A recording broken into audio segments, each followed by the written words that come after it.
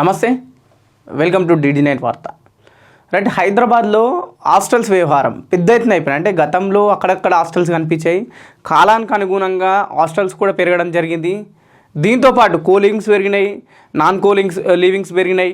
ప్రధానంగా హైదరాబాద్లో చూసుకుంటే ఎక్కువ శాతం గతంలో మన అమీర్పేట ఎస్ఆర్ నగర్లో చూస్తుంటే ప్రస్తుతం అయితే ఈ మాదాపూర్ లాంటి ఏరియాలో చూస్తున్నాం. అంటే ఎందుకంటే ప్రస్తుతం గతంలో మనకు స్టూడెంట్స్ వచ్చేవారు, అంటే కోచింగ్ సెంటర్లకు లేక చదువుకొని ఇంకొక వచ్చి దానికి ఒక వెసులుబాటు, అంటే రూమ్ రెంట్ కట్టుకోలేక లేకపోతే రూమ్ రెంట్ కట్టుకొని సాయంత్రం వచ్చేసరికి ఆ ఫుడ్ వండుకోలేక మిగతా ఫెసిలిటీస్ ఉన్నాయి కాబట్టి హాస్టల్ ఎంచుకుంటారు. అంటే ఈజీ వేగా ఉండొచ్చు, అంటే దేనికైనా సౌకర్యంగా ఉంటుంది.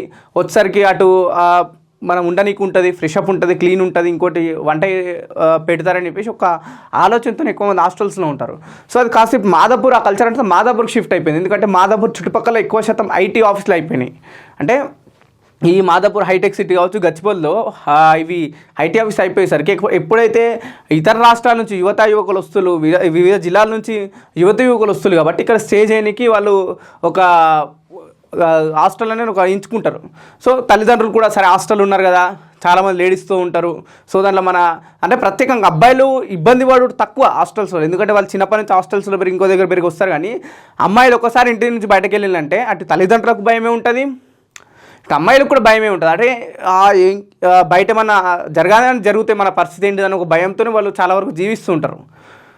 సో చాలామంది హాస్టల్స్ ఉన్న వాళ్ళు కూడా ఒక నమ్మకం ఉంటుంది, అరే లేడీస్ అంటే తల్లిదండ్రులు జాయిన్ చేసి వెళ్తారు, ఎందుకంటే అమ్మాయిని నమ్మే అవకాశం తక్కువ కాబట్టి ప్రస్తుతం ఉన్న సిచ్యువేషన్స్కి అరే లేడీస్ హాస్టలే కదా, విమెన్స్ హాస్టలే కదా, మన అమ్మాయికి ఏమి ఇబ్బంది ఉంటుంది, మన అమ్మాయిని ఎవరు ఇబ్బంది పెడతారు అంటే ఏ విషయంలోనే సరే.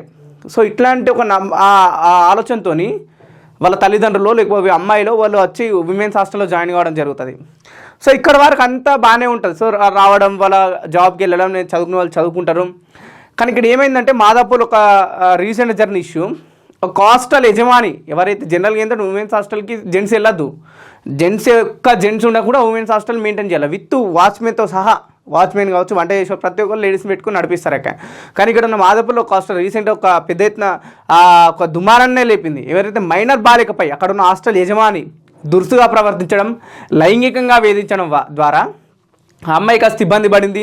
వాళ్ళ ఫ్రెండ్స్కి చెప్పుకుంది, ఫ్రెండ్స్ కాస్త దాన్ని బయటకు తీసుకొచ్చి ఎవరో వాళ్ళ పేరెంట్స్ చెప్పడం వల్ల పేరెంట్స్ ఎవరైతే అమ్మాయికి సంబంధించిన బంధువులు లేకపోతే ఇతర హాస్టల్లో వాళ్ళు ఉన్న వాళ్ళ బంధువులు వచ్చి డైరెక్ట్ ఆ హాస్టల్ పైన దాడి చేయడం, దానికి యజమానిని కూడా సమాధానం అడిగారు, ఏంది మీరు ఇట్లెందుకు చేస్తున్నారని అడిగితే తను కాస్త ఎక్కడైతే అడగనికి వచ్చిన లేడీస్ ఉంటారో వాళ్ళ పేరెంట్స్ ఉంటారు, అమ్మ నాన్న వాళ్ళు, సో వాళ్ళపై కూడా వీళ్ళు దాడి చేయడానికి ప్రయత్నించింది హాస్టల్ యజమాని. సో దాంతో పెద్ద ఎత్తున దుమారం చెలరేగింది. పూర్తి హాస్టల్ ధ్వంసం చేసే ప్రయత్నం చేసి వచ్చిన బాధితులు. అంటే హాస్టల్స్ చాలా వరకు ఒక దందలా మారిపోయినాయి, ఒక పెద్ద ఎత్తున ఒక సిండికేట్లా మారిపోతున్నాయి. అంటే హాస్టల్ అంటే ఏంది, ఇంటి నుంచి ఎక్కడి నుంచి వచ్చిన వాళ్ళకు ఒక నమ్మకం కలిగించేలా ఉంటుండే గతంలో. ప్రస్తుతం హాస్టల్ ఉన్నవి అంటే ఆడవాళ్ళకు ఒక హాస్టల్ ఒక సెక్యూర్గా చూస్తారు, అరే కొన్ని నిబంధనలు ఉంటాయి, కొన్ని నియంత్రణలు ఉంటాయి, దీంట్లో మా అమ్మాయి అంటే సేఫ్గా ఉంటుందని ఒక ఆలోచనతో వాళ్ళ పేరెంట్స్ చేస్తారు. కానీ ఇక్కడికి వచ్చిన తర్వాత బయట వాళ్ళకైనా యజమానులది ఒక వేధించడం ఎక్కువైపోయింది. సరే మిగతా చిన్న చిన్న ఇష్యూస్ కాకుండా వీళ్ళు లైంగికంగా వేధించడం వల్ల, అది కూడా మైనర్ బాలికని వేధించడం వల్ల పెద్ద ఎత్తున దుమారాన్ని లేపింది. సోదరుపై కేసు నమోదు చేశారు. నిజంగా హాస్టల్లో ఇట్లా పూర్తి స్థాయి నియంత్రణ రావాలి. అంటే ఇప్పుడు కొత్త కల్చర్ ఏమొచ్చిందంటే ఈ కూలింగ్ అనే ఒక వ్యవస్థ కూడా తెరపైకి వస్తుంది.